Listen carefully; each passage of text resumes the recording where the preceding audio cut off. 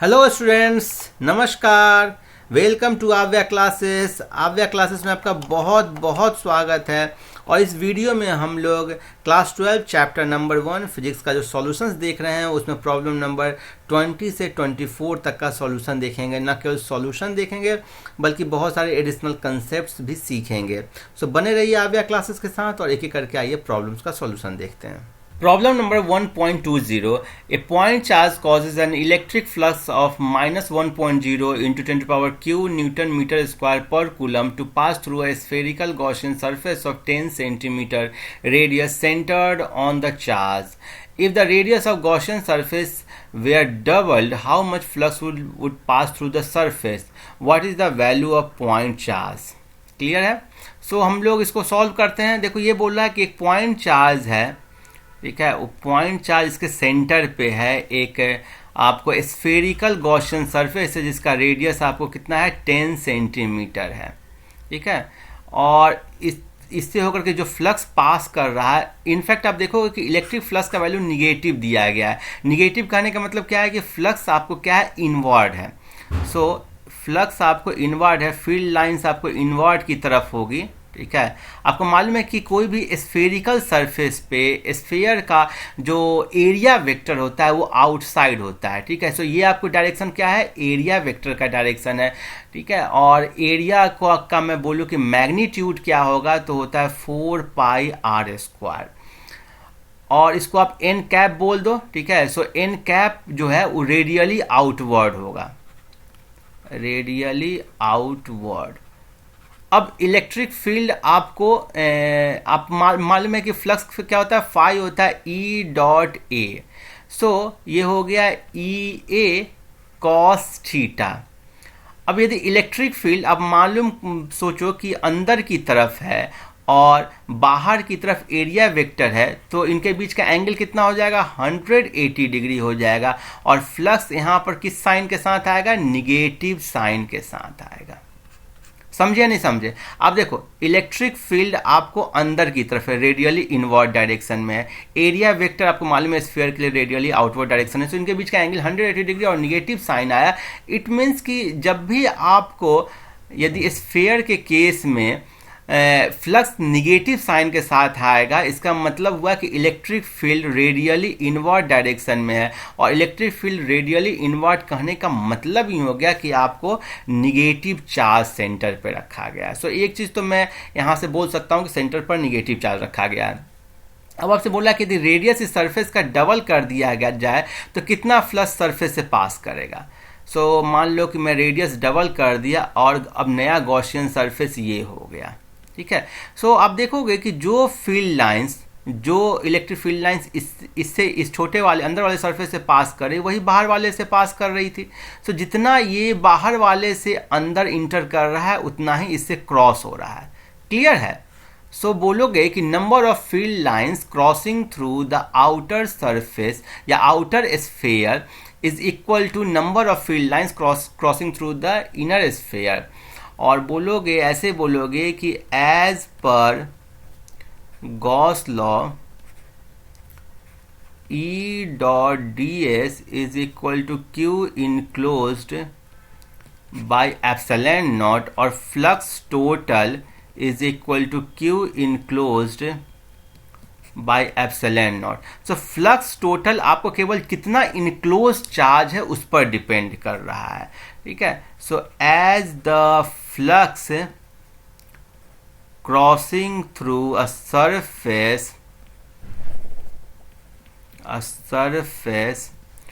is independent of shape, so total flux remains same। क्या रहेगा?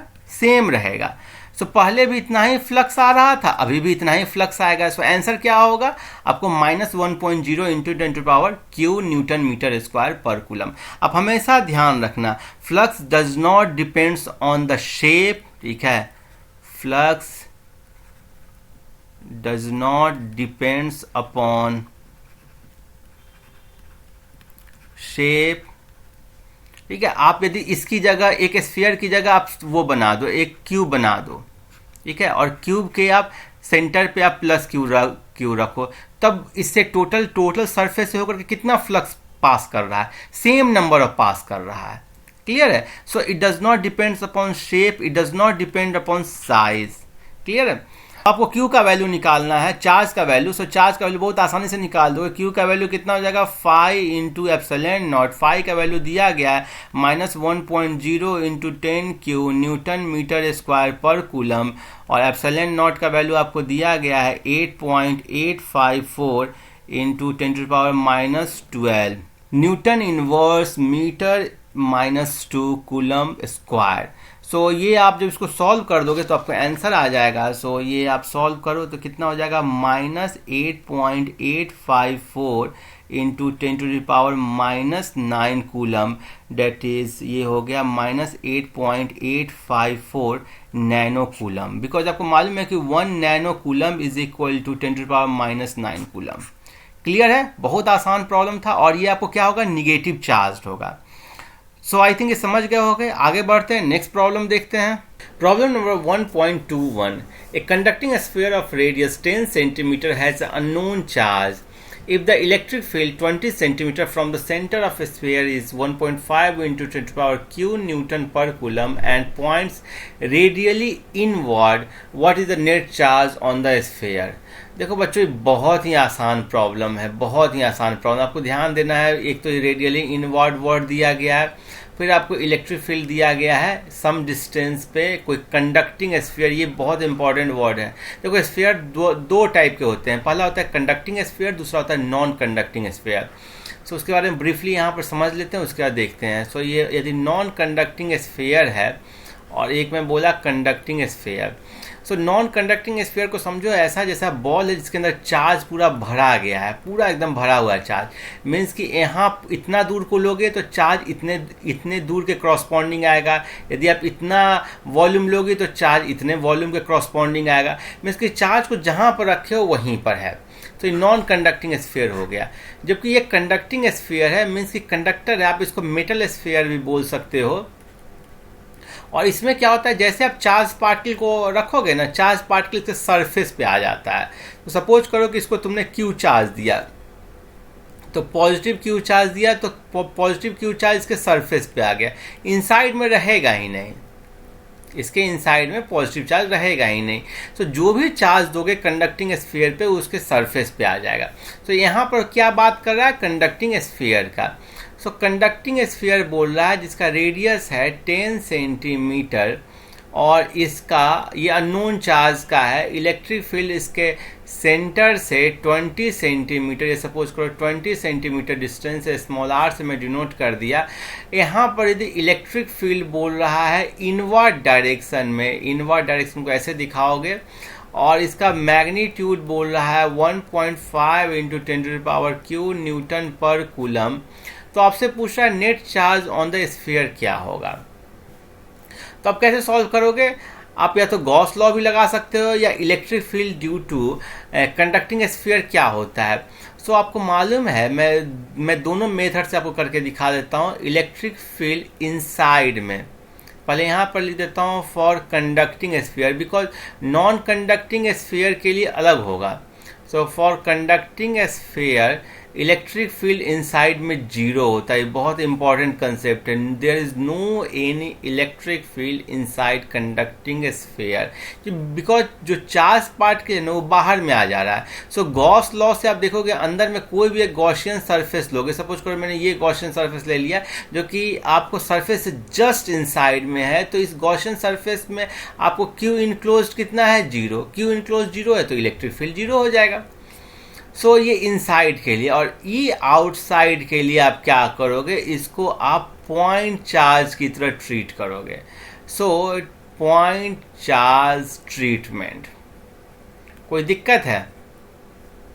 अब यदि नॉन कंडक्टिंग स्फीयर रहेगा ना तो आउटसाइड के लिए सेम रहेगा, लेकिन इनसाइड के लिए फॉर्मूला अलग हो जाता है। ठीक है, सो ये सब चीज़ें थ्योरी में कवर की गई है।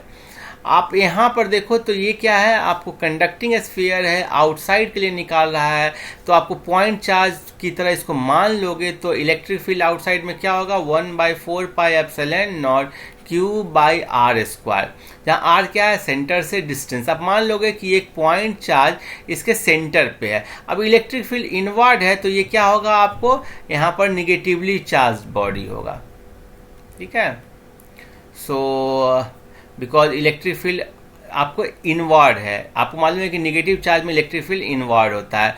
और यहाँ से आपको Q का वैल्यू निकालना, तो Q is equal to E into 4πε0 into R square. अब वैल्यू पुट कर दो, इलेक्ट्रिक फील्ड का वैल्यू कितना है, 1.5 इंटू 10⁻³ और 1/4πε0 का वैल्यू होता है 9 इंटू 10⁻9, सो 4πε0 का वैल्यू नीचे में आ जाएगा 10, 9 10⁻9 इधर हो जाएगा, और आर डिस्टेंस है 20 सेंटीमीटर, इसको मीटर में चेंज कर दो, डेट इज 0.2 स्क्वायर। सो यहाँ से ये हो जाएगा 1.5 into 10⁻³ into 4 into 10⁻⁻² divided by 9 into 10⁻9। अभी बहुत आसानी से सॉल्व हो जाएगा, 15 6 हो गया, 2 हो गया, 3 हो गया, और ये हो गया आपको 2/3 into 10⁻1 into 10⁻⁻9, that is 20/3 into 10⁻⁻9 coulomb, और ये हो गया 6.67 into 10⁻⁻9 coulomb, that is 6.67 nano coulomb, because एक आपको नैनो कूलम होता है 10⁻⁻9 कूलम के इक्वल। सो बहुत आसान प्रॉब्लम था। अब यदि आप गॉस लॉ से सॉल्व करना चाहोगे तो इनसाइड के लिए तो हम लोग ने यहाँ से देख लिया। यदि आउटसाइड पॉइंट के लिए आपको गॉसियन सरफेस लेना होगा, जिस पॉइंट पर निकालना है उसको इंक्लूड करते हुए गॉसियन सरफेस लोगे। सो इस गॉसियन सरफेस के अंदर में जो नेट चार्ज इनक्लोज्ड है, यदि इस पॉइंट पर बात करोगे तो इलेक्ट्रिक फील्ड इस डायरेक्शन में है। सो E इंटू 4πr², आपको मालूम है गॉस लॉ क्या बोलता है, E.ds is equal to Q enclosed divided by ε0। So E into 4πr², आपको इलेक्ट्रिक फील्ड इसी डायरेक्शन में है, और ये जो एरिया वेक्टर होता है वो आउटसाइड डायरेक्शन में है। So into -1 is equal to 4π Q enclosed by ε0 8 into 85 into 10⁻⁻12। सो आप इसको सॉल्व करोगे तो इलेक्ट्रिक फील्ड आप देख रहे हो, ये यहाँ पर माइनस साइन का मतलब ये है कि चार्ज निगेटिव होगा और सेम चीज आ जाएगा। देख रहे हो यहाँ से इलेक्ट्रिक फील्ड का वैल्यू यही आ गया ना, Q/4πε0 r², सेम चीज आ जाएगा। सो आप कान को इधर से पकड़ो, वैसे भी पकड़ो, जैसे सॉल्व करना है करो, सेम चीज आ जाता है। आगे बढ़ते हैं, नेक्स्ट प्रॉब्लम देखते हैं, प्रॉब्लम नंबर 22। ये तो और आसान प्रॉब्लम है, देखी से आसान लग रहा है। ठीक है, ये प्रॉब्लम बोल रहा है uniformly charge conducting sphere of 2.4 metre diameter has a surface charge density of 80 microcoulomb per meter square. Find the charge on the sphere. What is the total flux leaving the surface of a sphere? अब देखो ये conducting sphere है, again ये conducting sphere, metal sphere, कुछ भी बोल लो। सो conducting sphere में कोई भी चार्ज रखते हो, देखो फ्लक्स लिविंग बोल रहा है। फ्लक्स लिविंग मतलब क्या हो गया, आप समझ गए कि फ्लक्स आउटवर्ड है, बाहर की तरफ जा रहा है। आप बोल सकते हो कि यहाँ पर क्या कौन सा चार्ज होगा, पॉजिटिव चार्ज होगा। यदि फ्लक्स इंटरिंग होगा, आपको इनवर्ड होगा, तो आप निगेटिव चार्ज समझोगे। सो यहाँ पर पॉजिटिव चार्ज बॉडी है और कंडक्टिंग सरफेस है, तो चार्ज कहाँ आ जाएगा, सरफेस के ऊपर में आ जाएगा, और इसका सरफेस चार्ज डेंसिटी दिया गया सिग्मा। अब चूंकि पूरे सरफेस पे आ गया तो सिग्मा क्या है, ये थोड़ा समझने की चीज है। सरफेस चार्ज डेंसिटी, ठीक है, मीन्स कि सरफेस का चार्ज डेंसिटी मीन्स कि total charge divided by total surface area. Total charge divided by total surface area पूरे यहीं ऊपर में ही आ गया है। सो आप तो इसका यदि r रेडियस लोगे तो इसका सरफेस एरिया क्या होगा, 4πr², और टोटल चार्ज यदि q है तो q डिवाइडेड बाय 4πr²। ठीक है, सो सिग्मा हो गया q डिवाइडेड बाय 4πr²। इसके अलावा आपको होता है लीनियर चार्ज डेंसिटी, इसको हम लोग जनरली सरफेस चार्ज डेंसिटी को सिग्मा से डिनोट करते हैं। लीनियर चार्ज डेंसिटी हुआ कि कोई एक लेंथ पे यदि चार्ज हुआ तो उसको क्या बोलते हो, लीनियर चार्ज डेंसिटी। मीन्स कि charge divided by total length, means total charge divided by total length, और इसको आप लैम्डा से डिनोट करते हो। सो Q बाई L हो गया आपको चार्ज पर यूनिट लेंथ, और इसको क्या बोलते हो, लीनियर चार्ज डेंसिटी। सो आपको हो गया linear charge density, surface charge density, और एक होता है वॉल्यूम चार्ज डेंसिटी, जो कि आपको नॉन कंडक्टिंग स्फीयर में हम लोगों ने देखा, जब चार्ज पूरा ना कूट कूट करके भरा गया है। जैसे बॉल देखते हो ना, अंदर से खाली बॉल नहीं, भरा हुआ बॉल जो होता है उसमें उसी तरह से चार्ज को पूरा भरा गया है। तो इसमें क्या हो जाएगा, वॉल्यूम चार्ज डेंसिटी को आप रो से डिनोट कर, तो ये होता है total charge divided by total volume. ठीक है। सो इस केस में यदि आर रेडियस होगा तो Q divided by 4/3 pi r q. Clear है, समझ गए। अब इस पर्टिकुलर प्रॉब्लम को हम लोग देख लेते हैं। सो चार्ज ऑन द स्फीयर निकालने के बोल रहा है, तो यहाँ से तो आप निकाल लोगे। Charge on the sphere Q क्या हो जाएगा, 4 पाई आर स्क्वायर इंटू सिग्मा, और आप देखो सिग्मा का भी वैल्यू दिया गया है, आर का भी वैल्यू दिया गया है। सो सरफेस चार्ज डेंसिटी है 80 microcoulomb per metre square, that is 80 into 10⁻⁻⁶, ये हो गया सिग्मा, और 4 पाई, और रेडियस का वैल्यू कितना है, 2.4 मीटर डायमीटर है, डेट इज 1.2 मीटर रेडियस होगा। सो 1.2 इंटू 1.2, इसी को आप सॉल्व कर दोगे तो आपको आंसर आ जाएगा। सो 80 इंटू 4 पाई इंटू 1.44 इंटू 10⁻⁻⁶। सो ये हो जाएगा 147.645 इंटू 10⁻⁻6 कूलम, और ये हो जाएगा 1.447 इंटू 10⁻⁻3 कूलम। सो ऐसे करके आपने टोटल चार्ज का वैल्यू निकाल लिया। अब आपको निकालना है total electric flux leaving the surface of sphere. So एक चीज़ तो आप जान गए कि आप पॉजिटिव चार्ज है, अब आपको टोटल फ्लक्स निकालना है। सो फाई टोटल हो जाएगा Q enclosed by epsilon not, और Q इनक्लोज्ड का वैल्यू आपने निकाल लिया 1.447 इंटू 10⁻⁻3 बाई एप्सिलॉन नॉट का वैल्यू होता है 8.854 इंटू 10⁻12।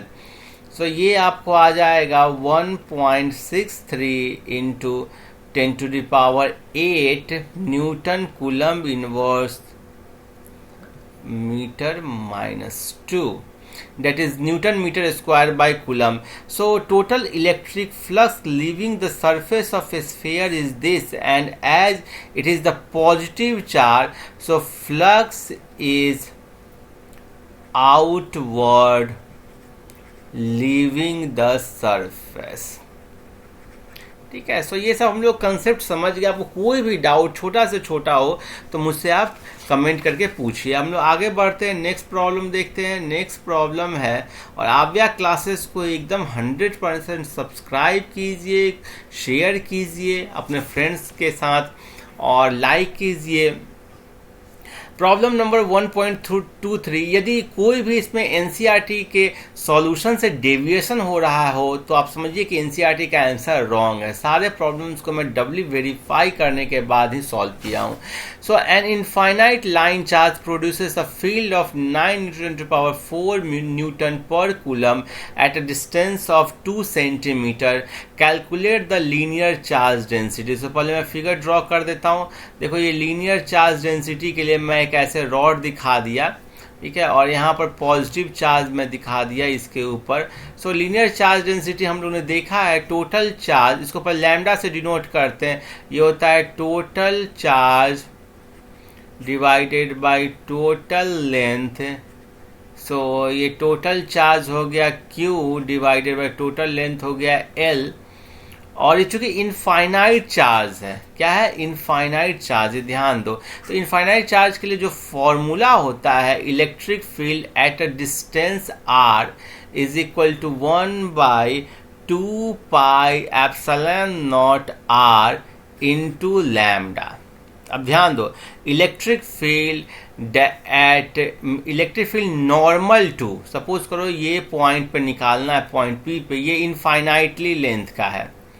सो इस पॉइंट पर आर डिस्टेंस पे निकालना हो तो इलेक्ट्रिक फील्ड पॉजिटिव चार्ज है तो रेडियली आउटवर्ड रहेगा, और उसका जो मैग्नीट्यूड रहेगा वो क्या होगा, lambda by 2 pi epsilon not r. Clear है?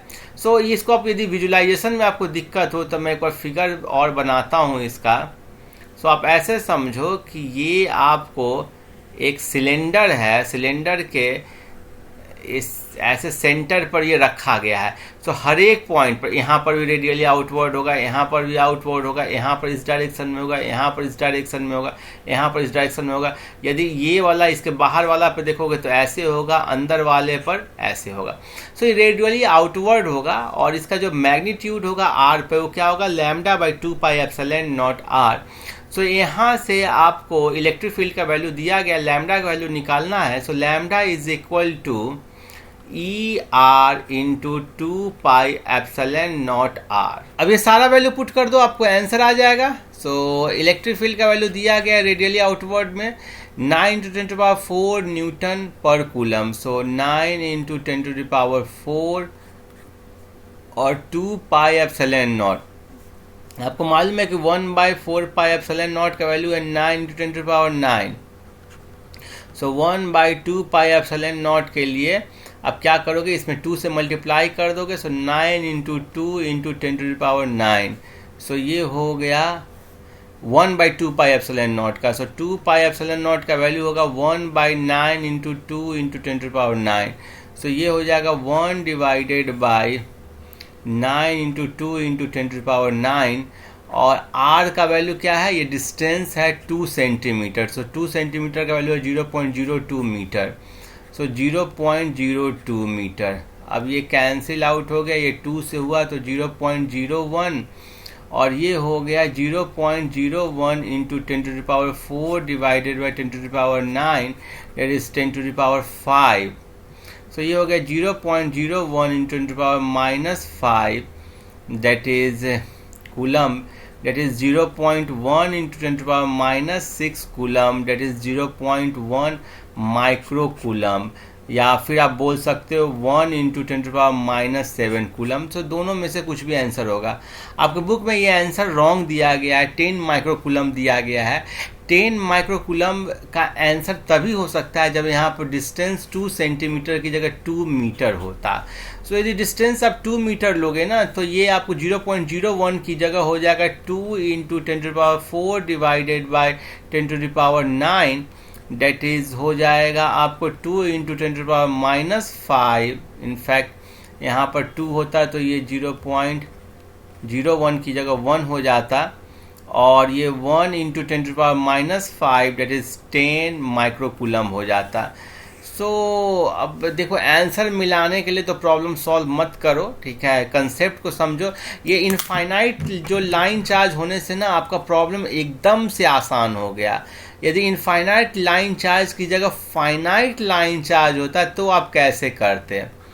फाइनाइट लाइन चार्ज के लिए अलग अलग कंसेप्ट हैं। यदि आपको एक एंड पे निकालना हो तो क्या होगा, दूसरे या फिर सेंटर पे निकालना हो, बीच में निकालना हो तो क्या होगा। सो मेरा जो वीडियो है इलेक्ट्रोस्टैटिक का, उसमें आप देखोगे तो मैं बहुत अच्छे से डिटेल में समझाया हूँ, आप उसको फॉलो कर सकते हो। लिंक आपको डिस्क्रिप्शन बॉक्स में दिया गया है। आगे बढ़ते हैं, नेक्स्ट प्रॉब्लम देखते हैं। नेक्स्ट आपको प्रॉब्लम नंबर 1.24 है, और ये भी बहुत आसान है लेकिन थोड़ा कंसेप्चुअल प्रॉब्लम है। Two large thin metal plates are parallel and close to each other. On their inner faces, the plate have surface charge density of opposite sign and of magnitude 17 × 10⁻12 coulomb per meter square. What is electric field in the outer region of first plate, in the outer region of second plate, between the plates? So पहले मैं इसका figure draw कर देता हूँ। सो ये आपको first plate है, ये आपको फर्स्ट प्लेट है, प्लेट नंबर फर्स्ट। ठीक है, और ये आपको सेकेंड प्लेट है,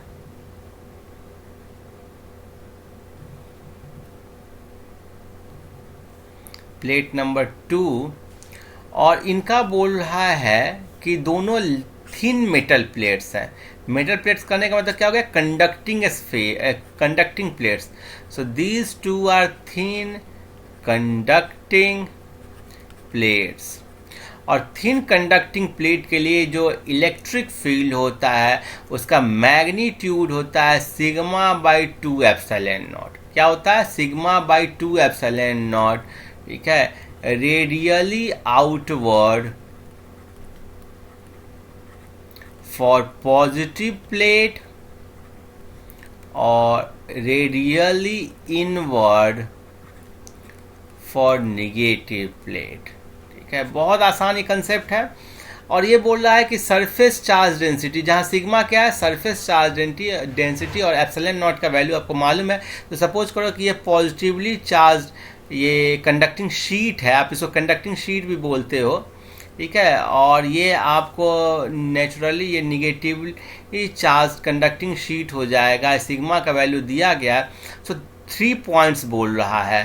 फर्स्ट प्लेट के आउटर रीजन का लोकेशन, सो ये बोल लिया 0.1, ये बोल रहा है 0.2, और ये बीच में बोल रहा है 0.3।